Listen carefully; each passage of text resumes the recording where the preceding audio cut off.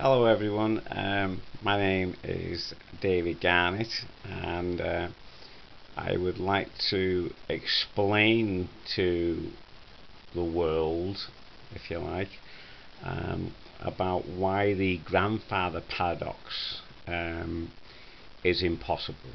I've been toying with the idea for about 6 years.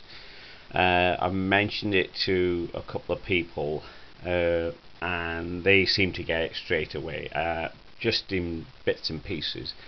And I've always been told by the scientists of the world is when you can explain something very simple, that is when you have probably solved the problem. So the problem that exists at the moment is scientists are trying to prove what would happen in the time travel scenario of killing your grandfather. And basically, I think there's lots of videos, there's lots of stuff out there on Wikipedia and all sorts of journals. You know, just search for the scenario. So I'm not going to give any written diagrams or anything like that. There's more than enough information out there, so I'll just explain very simply what the answer is, but I'll tell you quickly what it means. The grandfather time travel paradox means a grandson at some point in the future or present is able to go back in a time machine and kill his granddad. Then how would this be possible?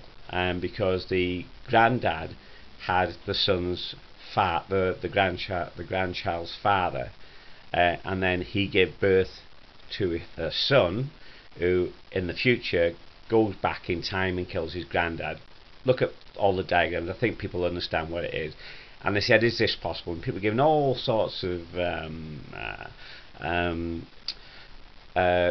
equations and E is equals MC squared and all this type of stuff, and it really is confusion. So being a non-scientist but having an idea of science, I think the answer to it is very simple, and the simple answer to it is the conservation of energy. And the principle of the conservation of energy is energy can either be created or destroyed. So if we take this concept that time travel is possible for a grandchild to go back in time and kill his granddad, this would be almost impossible. We're pretty sure it's impossible, certainly with the physics that we understand.